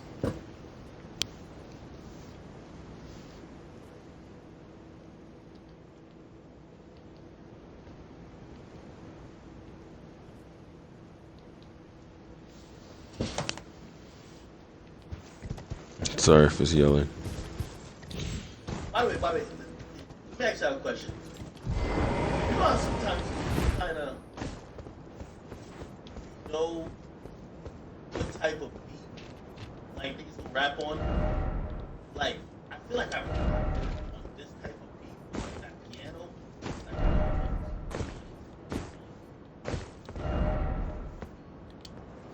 All raps on this same type beat too. Somebody said, why am I caping for Dirk? Bro, here's what I'm trying to tell you. Dirk sales isn't about how good I think this product is. It's the hype and excitement going into the product. A lot of times what y'all don't realize about sales is you sell the project before the project is out. This is Dirk cashing in the hype he's built up for the last 2 years. You get what I mean? So I get it. Y'all want a bunch of like more harder songs. Y'all want this kill. First of all, let's be very clear. Any album that have sold over 150 don't just have a bunch of like. You got to think about songs like Piss Me Off, Hellcats, and Trackhawks.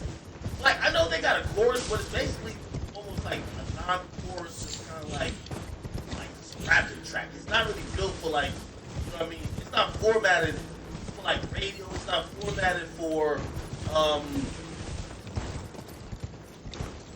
consumption by the masses. As opposed to some of these songs, which are, and what I mean by that is like, usually like if you're trying to make like a very radio pop friendly song, a song that, you know what I mean, it's catchy, like you're in a structured circle. Songs like Hellcats and Track Hogs, Piss Me Off, and a bunch of those other tracks that we like, we just like it because he's saying hard shit. You get me? Of course, like if there's a little hook or whatever, like it'll be catchy a little bit, but it's not catchy to the whole fucking world. So these tracks that he's making on this particular project, I think he's trying to do it that they have some longevity, that they could have some legs, that they could do some other things. Which obviously is not going to really count. But I think he put a type of energy into this project because he wants it to last. And he wants it to bring him to the next level. So, as I said, I think he sold his album before the album dropped. Well, not again. As long as he recorded 15 tracks, no matter what the fuck, it was under 7 years. Holy shit, bro. He sold it with hype. That's what y'all don't understand. What the fuck is that?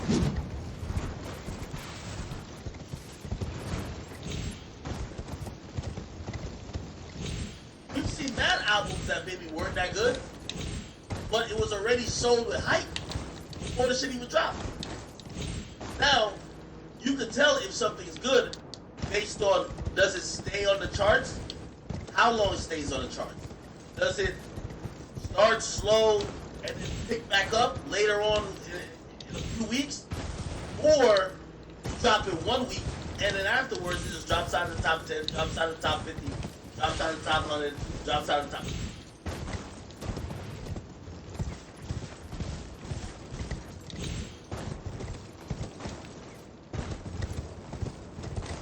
Dirk is selling 100K off hype. And it's not right now. Dirk and Youngboy, just purely off hype. I think they both have a whatever they. Now, of course, they have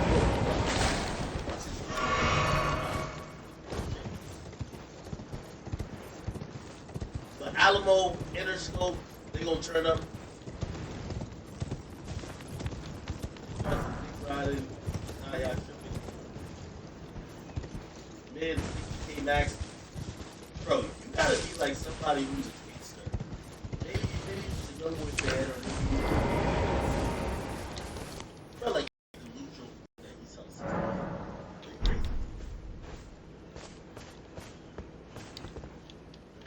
Plus, in church, I'm not tripping over it. I'm not tripping. And also, I'm gonna be honest with you, I respect him for, I don't know if I told y'all, like, Dirk and Dirk said, I wasn't gonna do press for this album, you know? I'm gonna tell you exactly what I'm gonna do. But I hear him. Said, like, I'm gonna make sure. And I'm gonna be honest with you, like, again, I gotta believe him and take one face value. You know what I mean? Like, I'm not gonna be the entitled motherfucker. You know what I mean? Also, here's one of the things where I'm humble enough to respect that he at least gives an explanation. Most of these people would give you get me? So the mere fact he even tried to explain, like, yo, bro, honestly, I wasn't gonna do no whatever. I did that, you know what I mean? And also, I get it. Like, I think he wanted to do the Chicago look, the Chirac look. I think they went to shoot that in Chicago. Give me a while went there. I think that's dope. I get it. The mere fact that, again, people like this, and I talk about Dirk, and I compare him to, like, his peers in the game. Like, think about this. Nigga, Keith, nigga, Keith wouldn't even respond. Until I went off, he wouldn't even respond. At least Dirk gon' deal with you like a human, be like, alright, yo, bro, blah, blah, blah, blah. And I think that's why he's winning.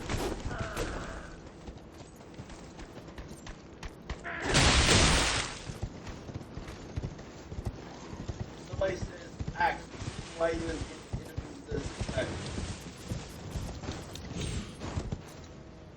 Bro, I'm gonna be honest with you, like, I don't think none of you, like, I don't think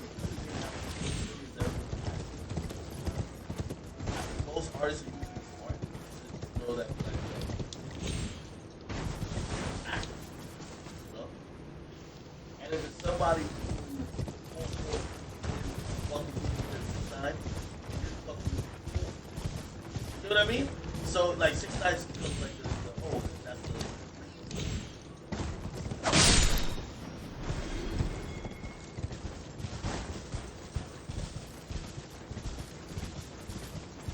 what is it now? What's that act? Type? Well, I mean, hey, I try not to look at stuff like that. And by the way, again, I don't feel like, you know what I mean? Like, I honestly feel like they're and it's not only about doing an interview. I see Dirk genuinely, despite what I post, and you gotta see, that's another thing, right? Not all the time. Despite what I post, I post like bad stuff about him and his family. Him and his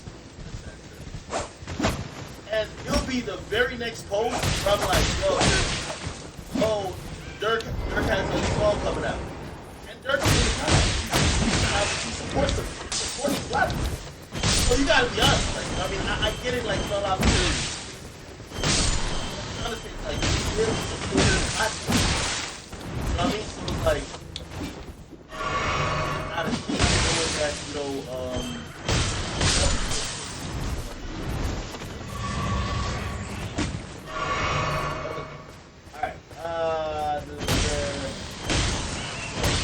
I really want me to like. I'm not upset at third, man. I'm not, man. Listen, put it like this. I wouldn't feel away if I see 5 more interviews pop up. Bro, he did one interview. I understand, like, sometimes, like, I don't really do podcasts. And by the way, like, I'll give you an example, right? Yo, you know, it's been years that I've, like, honest, or like, I'm gonna lock in with you. I don't really do, like, a lot of interviews like that. I'm gonna lock in with you to interview. Now, you know, obviously, like, and I want to know, right? I didn't wake up with I didn't. I'd always hit me up after, like, yo, Ack, what's up? Lock in. You know what I mean? When I come on my platform. It took a couple years, but of course, when the time came, nigga, of course I had to go do an interview with Black because he showed me up on Love, and I promised him from years ago that I was going to do something. Listen, I understand that type of shit.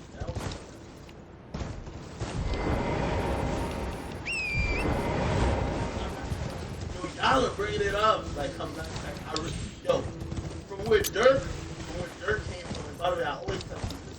Like, yo, Dirk probably. Dirk will tell you.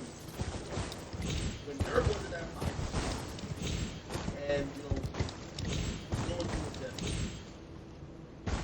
And I remember, like, he was kind of like, me stuff, like, a lot of me, right? Dirk, and I said to Dirk, listen. At that time, like, I'm getting a lot of steam in terms of life. I literally, and he'll tell you that. I told myself, when I came to my career, remember this is I said, I come to you guys in Chicago, and if that's not help with where I brought my brand to, I will always post it. And nobody fucks with China. And that time there was still making more Chicago sense. Me and him, we chatted a little bit, and he's like, yo, I'm fucking with you, man. That's why every time when he asks, yo, can I say, like, yo, you wanna play 2K with my project job, blah blah, we do this, whatever, like, kind of is a part of it. So I don't think like, I feel like I'm talking about this makes me like, chat, it's y'all keep bringing it up. Y'all keep bringing it up. I fuck with Spurt, man, and that's why, by the way, I think that understanding is the reason why Dirk know that not because I'm posting Youngboy or making Youngboy this that I don't fuck with him. That's why when I said, oh no, 6ix9ine, no. Right. Whatever he has with 6ix9ine is what he has with 6ix9ine. I mean, the same with no. I try to stay out of those. Anyway, we have like somebody got a whole project.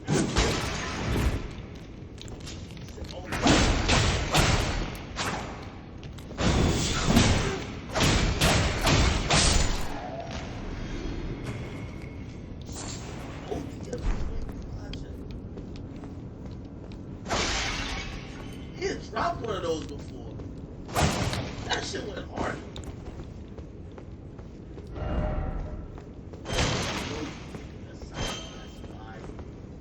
Brother, could y'all stop with this pick aside nonsense? I keep telling y'all, this is hip hop and niggas have, yo, nobody is fucking, nobody is, this ain't war. Like, there's no picking a side. You know what I mean? There's literally no picking a side. This ain't war, especially for the media members. Now, not gonna lie, some people like to, this is how people play video. For example,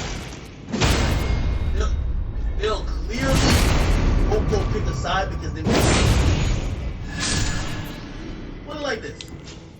If I wanted to be like, oh shit, well, you know, like, yo, I'm just cherishing, like, the relationship I have with Dirk, I would just never post Young. If I just like, oh man, I want to cherish the fact that Youngboy fuck with me, I would never post Dirk. Well, go scare the shit out of him. On the fact where it's like,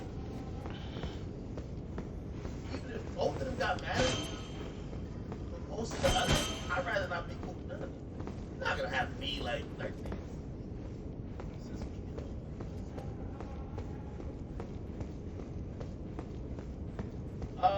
okay. Go ahead. Tory Lanez dropped it.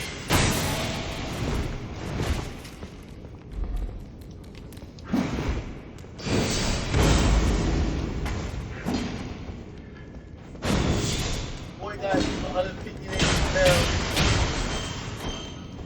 And you know that he's talking like, that's right? 150 days in jail, by the way.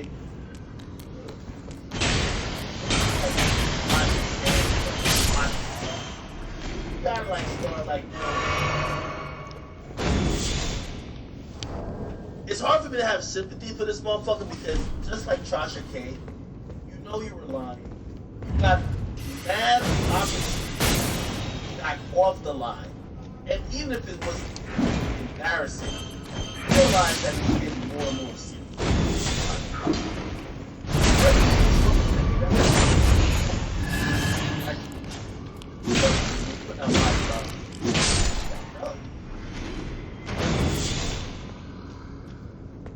When things happen, you kept taunting.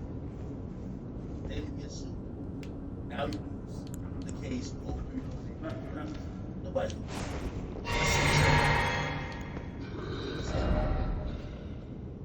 You fucking beat yourself up. Put a noose around your own neck. Call the cops and basically give an entire fucking recitation of describing a situation. By the way, at a time, I'm not going to talk about something in a second where that is from.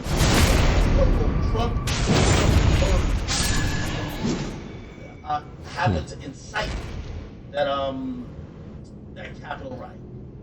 So fuck this guy. Police a nigga like that because his words, and if he gives out false information or said certain things, lead to more violence. Oh, that's Jesse Smollett as well. He was trying to stir up hate and division. He was trying to hopefully pit black people against white people and white people against black people. He made up a whole thing that the KKK basically came and hung a noose around his head. And he worked over the Constitution out.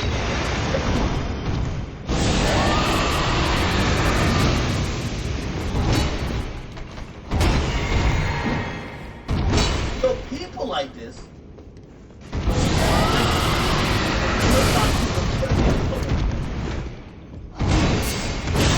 two brothers and brothers about a snitch. And he's doubling down. You're not backing off at that point when you know you were lying. Whoa! You deserve.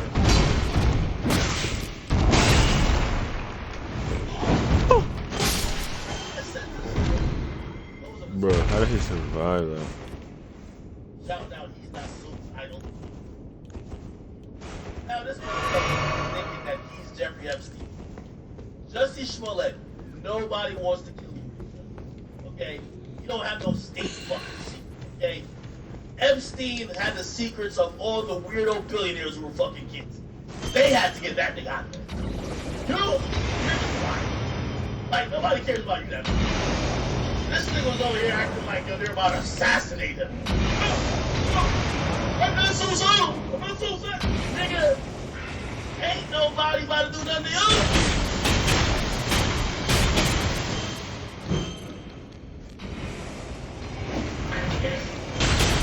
This motherfucker still saying he's innocent. They should have given him 300 days. Yes. Sentencing you to 30 months felony probation. The probation is going to be dismissal. You're going to be allowed to travel wherever you want. You do not have to live in the state of Illinois. You can report by phone. I know that you're going to try to make a living and do the things you do. You may have to go to other places, New York and Los Angeles. You can do those things. You will pay restitution to the city of Chicago. The amount of $120,106. Yes. You are fined $25,000, which is the maximum fine. And you will spend the first 150 days of your sentence in the Cook County Jail. And that will start today, right here, right now. Oh shit. Yo, Rondo number 9 just doing a Birdman hand rub. So, when little Jay run into this nigga doing a savage bop in the cafeteria, holy. When D-Rose catch this nigga, holy. Jury found you guilty, and I've sentenced you as I have. You have the right to appeal the findings and place the court. Ask your sentence to be modified. You do those things, and you file a notice of appeal in writing within 30 days. We also file a motion to modify your sentence, which can be filed in writing within 30 days. Anything not stated in those filings are waived for purposes of appeal. Again, on court lawyers and transcripts, they would be provided free of charge. Do you have any questions?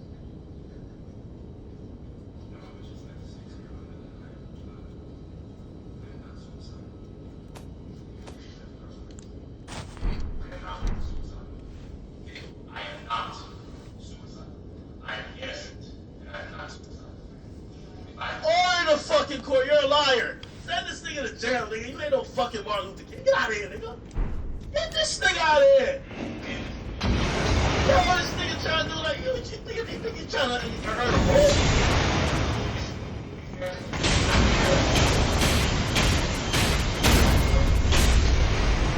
Oh my God, you take out the black community. As soon as you're no, nigga.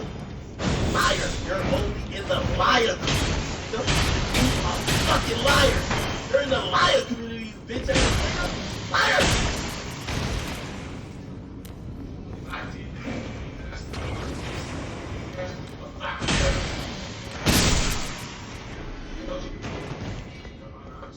You did, nigga.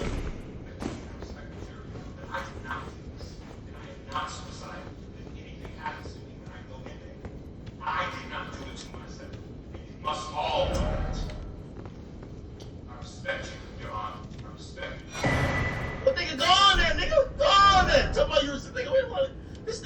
you a fucking speech. Get your ass one out of here, man. This nigga said, if I lied, I stuck my fist in the face of 400 years of black people and also the LGBTQ community. At least you know. Like, nigga, you're a fucking liar. Like, yo, this nigga is so fucking weird. You thought you was gonna get a come up from Empire, nigga? That fucking shitty show? That shit was comedy, nigga. Like, nigga, like, bro, like, what's it like? Nigga, that weird ass acting you was doing in that fucking show? Fuck out of here, nigga. Yo, Johnny. That weird ass show was gonna get you a come up. You thought you were gonna be some oppressed victim. And then they found out about that too.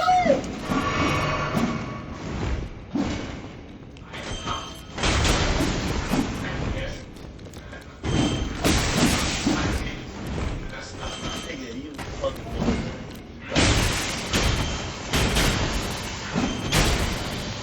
You guys should get something. Here. You guys should stand up.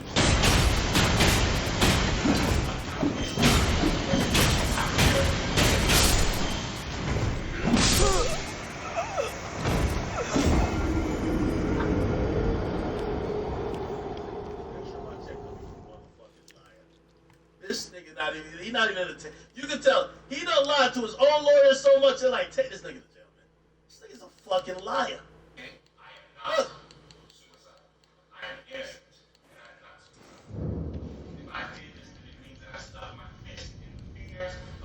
This nigga on his computer probably checking like Tinder or something like that. Like, fuck out of here, nigga. Fuck out of here.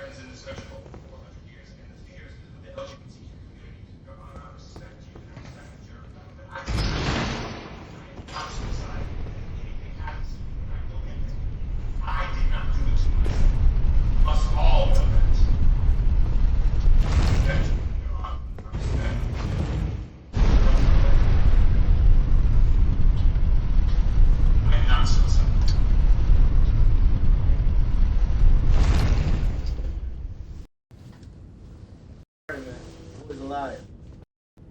Anyway.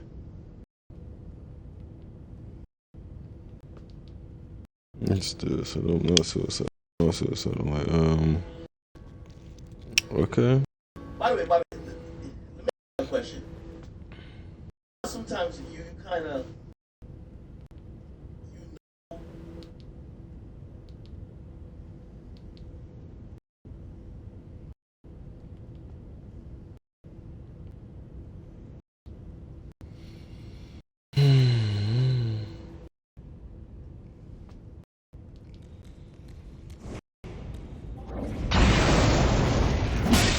Mm-hmm.